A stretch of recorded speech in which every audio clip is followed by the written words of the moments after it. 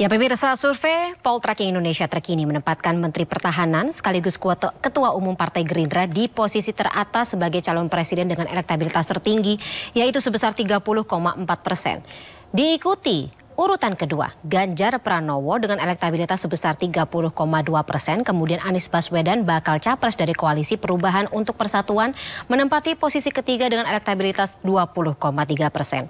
Survei dilakukan Poltreking pada 9 hingga 15 April 2023 dan makna kemudian bagaimana pengaruhnya dalam dinamika perpolitikan jelang Pilpres 2024. Kita akan dalami bersama dengan Hanta Yuda selaku Direktur Eksekutif dari Poltreking Indonesia. Selamat malam Mas Hanta.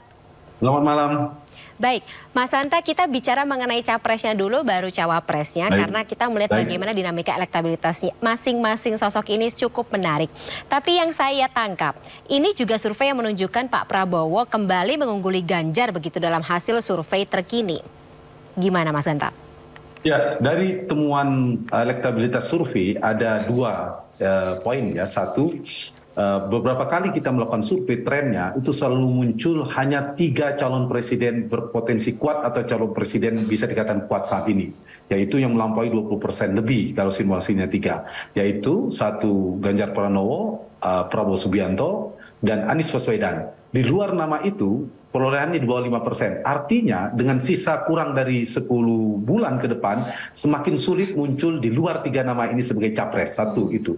Yang kedua, dari 3 nama ini catatannya cukup kompetitif karena 2 hal. Karena marginnya tipis, yang kedua dinamikanya juga cukup fluktuatif. Kita ingat dulu ketika Anies Baswedan dideklarasikan pernah menyalip posisi Prabowo Subianto. Kemudian pasca U20 batal, Indonesia menjadi tuan rumah isu sepak bola, kemudian Ganjar mengalami penurunan. Kita tahu Prabowo kemudian ada tren naik, sempat menyalip Pak Ganjar. Nah, pernah saling bertukar posisi ini menunjukkan bahwa kompetisi atau tingkat elektabilitas 3 capres ini cukup kompetitif. Kita buat dari 3 simulasi, Prabowo dan Ganjar itu berada di rentang margin of error. Selisihnya lebih kurang dari 2%, hanya 2%. Mas Anies Baswedan agak terpaut jauh sedikit di bawah, sekitar hampir 10%. Nah, sehingga saya kira itu poin dari capres dengan peta capres yang kompetitif ini, dan kita lihat ini sekarang sudah terbentuk,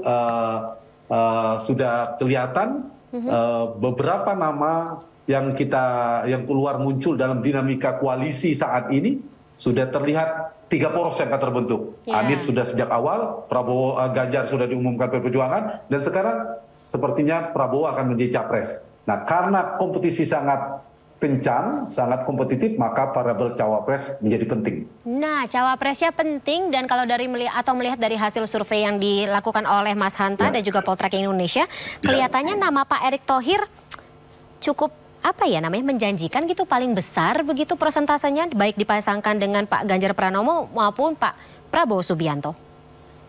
Iya, dari cawapres tadi dari cawapres kami juga melakukan tracking terhadap 20 nama, kemudian menjadi 10 simulasi 10 nama, itu konsisten memang ada 3 nama yang berada menyentuh 2 digit ya. Mereka ada di level 2 digit itu. Erick Thohir perolehannya berkisar 16-17%, kemudian kedua Sandiaga Uno di 14-15%, simulasi 20 dan 10 nama, yang ketiga Ridwan Kamil. Nama ini juga mirip dengan urutan yang disampaikan oleh Pak Jokowi beberapa hari yang lalu. Ketika ditanya oleh teman-teman media siapa layak menjadi wakilnya Ganjar, kan disebutkan Erick Thohir nomor 1, nomor 2 Sandiaga Uno, kemudian 3 Mahfud MD, dan keempat Ridwan Kamil yang disebut Caimin, lalu Erlangga yang disebutkan oleh Pak Jokowi. Nah, yang menariknya memang yang terkuat dari cawapres ini memang 3 nama ini. Seperti saya katakan tadi, bahwa variabel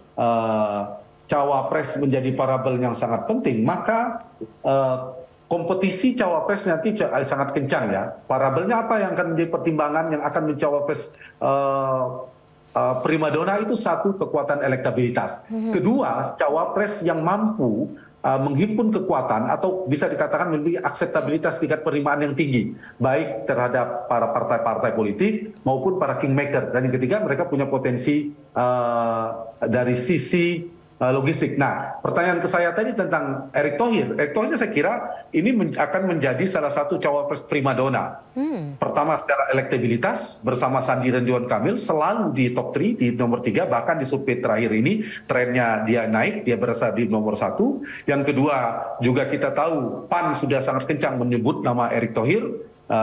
Kemudian Sandi belakangan mungkin P3, Ridwan Kamil masuk ke Golkar. Nah, saya kira ini juga menjadi faktor. Dan Erick Thohir juga punya kelebihan kedekatan dengan Pak Jokowi, mantan ketua tim pemenangan Jokowi Maruf Amin. Saya kira juga ini menjadi variabel penting yang akan dipertimbangkan.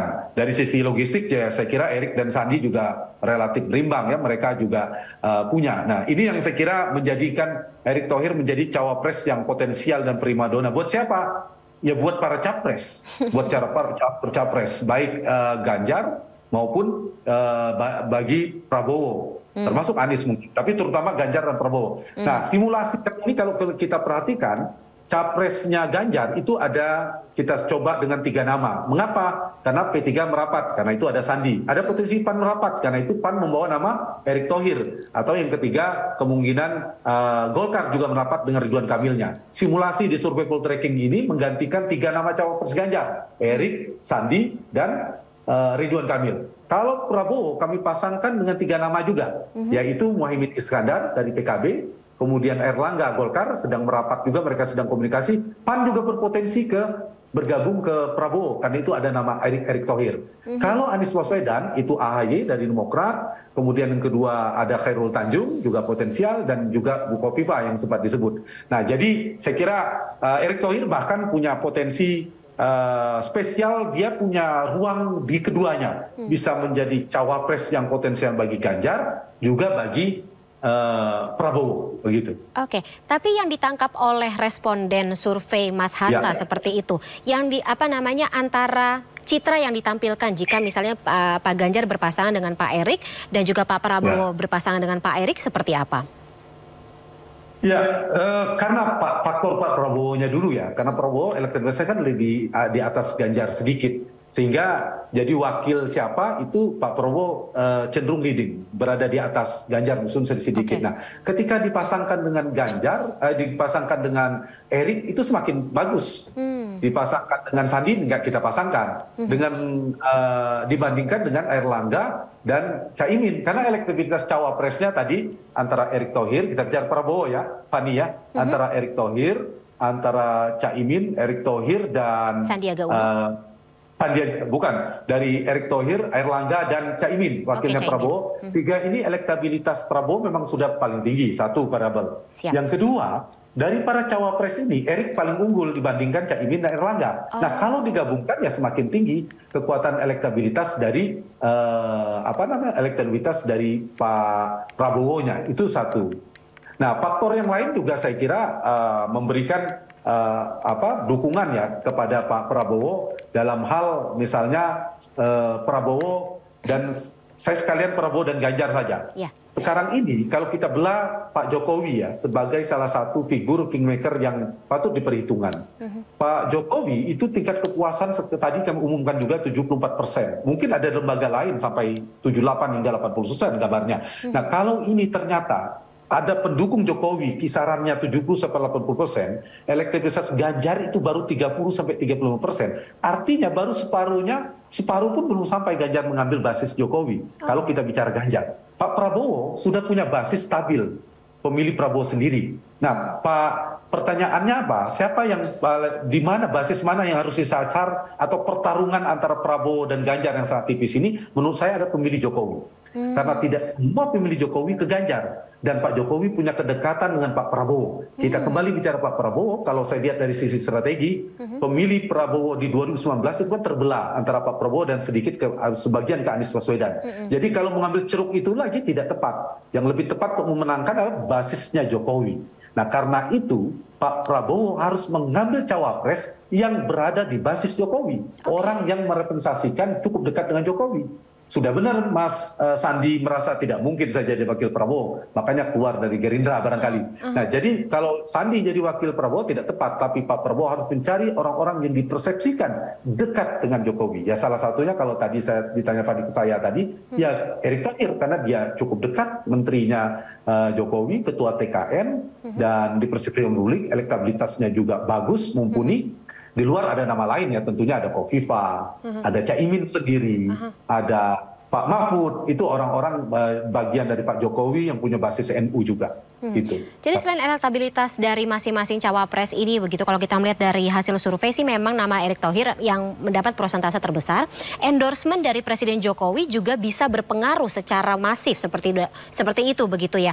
Baik dalam pemilihan cawapres maupun dari nanti magnet elektoral bagi masing-masing nama.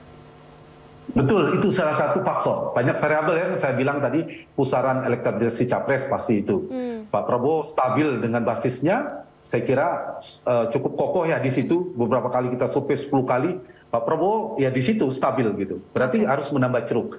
Ganjar juga begitu. Nah, sehingga yang perlu dicari adalah para wakil cawapres, bakal cawapres yang kuat, yang unggul juga bisa kontributif secara elektoral membantu kemenangan bagi si capres. Itu poinnya. Nah, munculnya nama seperti Erick Thohir misalnya, kemudian ada nama lain juga. Kenapa kita tidak Ridwan Kamil? Karena Ridwan Kamil bisa dipasangkan Pak Prabowo. Tapi Prabowo menurut saya tidak butuh Ridwan Kamil. Kenapa? Karena basis Ridwan Kamil juga berada di Jawa Barat. Jawa Barat itu sudah dimenangkan oleh Pak Prabowo, itu basisnya Pak Prabowo. Nah, sementara Erick Thohir ini basisnya mirip dengan Ganjar. Basisnya miripnya Pak Jokowi di survei kami di Pulau-Pulau itu di Jawa Tengah. Cawapres tertinggi itu Erick Thohir. Jawa Timur dengan Kofifa ada Erick Thohir. Kemudian beberapa daerah lainnya. Ini yang pertimbangan ya, saya kira survei-survei beberapa hari yang teman-teman yang lalu juga selalu masuk di 3 besar ya, Ridwan Kamil, Sandi, dan Erick. Ini ada pergeseran dugaan saya, Erick di nomor 1 dan nomor 2, nanti kita tunggulah untuk pembanding lembaga lain. Tapi di kita bisa lihat meskipun jaraknya tipis antara Erick dan Sandi ini akan menjadi cawapres primadona. Di luar nama lain ya, kita tidak tahu politik dinamis. Kalau sebelumnya ada Prabowo Sandi, kuat di 2019, Ganjar ditimang-timang Ganjar Erick, ya bisa jadi. Tapi bisa juga nanti tiba-tiba wakil yang tertukar, Pak, yang menarik. Gimana wakil tertukar?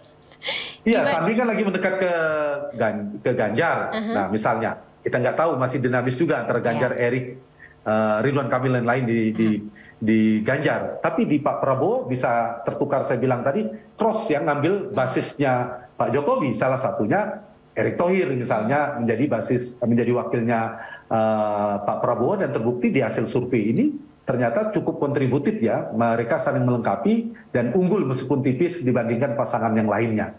Lagi-lagi saya katakan ini potret hari ini, ada nama lain yang tidak bisa kita kesampingkan. Oke, baik. Nah, kekuatannya tadi dari elektabilitas dia kontributif, kedua akseptabilitas, ketiga kedekatan dengan kingmaker, dalam konteks ini Pak Jokowi menjadi variabel penting. Di survei kami juga tadi pengaruh Pak Jokowi cukup tinggi, ditambah tentu juga logistik menjadi variabel penting di pasangan capres-cawapres. Oke, berarti safe to assume begitu Mas Hanta.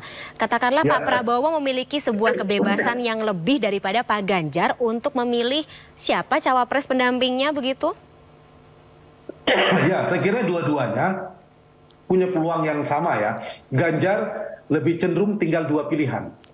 Dia apakah ingin mencari basisnya atau mencari di luar kompetitor, di luar basisnya. Artinya dia mencari kompetitor bagi Ganjar yang bisa memecah lawannya. Itu pilihan bagi Ganjar. Tapi kalau Pak Prabowo, saya punya analisa lebih penting bagi Prabowo adalah mengambil basis Jokowi.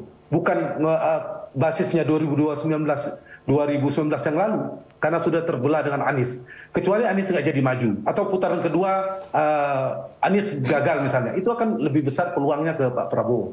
Jadi sekarang, kalau 3 pasang, Prabowo harus mengambil basis Pak Jokowi.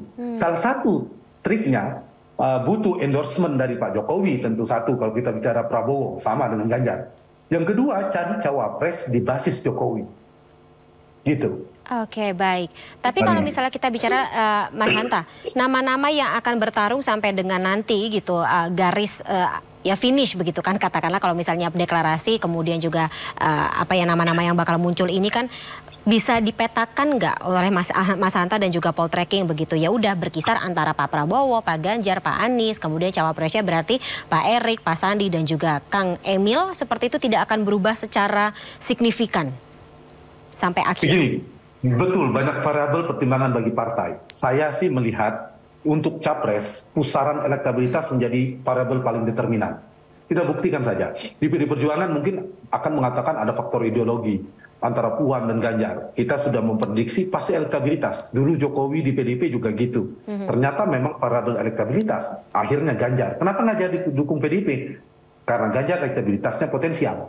Lalu Anies Baswedan. Kenapa Nasdem dengan mantap mendukung Anies kemudian berhasil mengajak PKS dan Demokrat, itu juga faktor elektabilitas Anies, kan 3 besar tadi Fani kan kita bicara. Nah sekarang dinamikanya partai bolak-balik antara Golkar, Gerindra dan PKB tidak terlalu sulit untuk memprediksi siapa capresnya. Pastinya Pak Prabowo. Faktor apa? Faktor elektabilitas. Dan survei ini, survei poltreking dan lembaga survei lain juga, itu saya kira terbaca bahwa ada 3 calon presiden yang berpotensi kuat. Atau bahkan bisa dikatakan kuat, sulit di luar 3 nama itu. Nah 3 nama ini sampai dengan kalau saya ditanya capres, saya sih kecuali ada gempa politik ya, tiba-tiba ada satu orang capres di antara 3 ini ada sesuatu yang luar biasa bisa menggerus dia, itu cerita lain. Tapi kalau flat seperti ini dinamika politiknya tidak ada isu yang luar biasa, saya menduga 3 capres ini yang potensial kuat sampai hingga Februari 2024 dari sisi capres. Dinamikanya tinggal antar 3 orang itu, siapa yang jadi nomor 2, siapa nanti nomor 1 elektabilitasnya dan seterusnya, nanti pergeseran di setiap bulannya di capres. Cawapres relatif lebih dinamis, tapi trennya, indikasinya atau hilal politiknya sudah agak-agak terlihat siapa bakal kuat sudah bisa diprediksi. Tapi lebih dinamis dibandingkan capres menurut saya. Karena kalau kita lihat dari 10 ini punya potensi, ada yang kelebihan dari sisi partai. Pak Erlangga, Pak AHY, dan Pak Muhaimin Iskandar. Mereka punya partai, PKB, Golkar, dan Demokrat. Mereka potensial nggak jadi cawapres? Potensial, karena mereka punya partai. Bisa jadi dia diperlukan untuk melengkapi boarding pass, terutama Pak Prabowo dan Mas Anies. Mas Anies harus dengan AHY terpaksa misalnya, suka tidak suka. Begitu juga Prabowo misalnya dengan Erlangga, misalnya ini. Ini juga penting dinamika. Tapi di luar 3 nama itu ada elektabilitas yang lebih tinggi secara lebih potensial secara di level cawapres, yaitu tadi 3 besar yang selalu top 3 saya katakan tadi, ada Erik, Sandi dan Ridwan Kamil. Nah 3 orang ini juga punya pintu partai. Ridwan Kamil mencoba membidik Golkar lewat pintunya. Sandi sekarang mendekat ke P3, PAN sudah bulat sepertinya Erick Thohir. Saya kira 3 yang tadi saya sebut punya potensi primadonanya lebih besar ketimbang yang lain hari ini. Yaitu Erik, Sandi, dan mungkin Ridwan Kamil dan Ridwan Kamil mungkin tidak sekuat 2 orang itu. 2 orang ini akan menjadi cawapres yang sementara terkuat ya dibandingkan yang lain. Tapi lebih dibanding capres. Baik, menarik kita lihat bagaimana dinamika yang akan terjadi dari 6 nama yang disebut Mas Hanta hari ini. Baik, terima kasih sebelumnya Mas Hanta atas insight yang diberikan malam hari ini. Sehat selalu Mas Hanta, kita ketemu lagi di lain kesempatan ya. Sampai jumpa. Terima kasih. Ada Kofifa dan Mahfud MD juga, jangan lupa. Oh iya, 7 nama. Siap. Selamat malam. Terima kasih.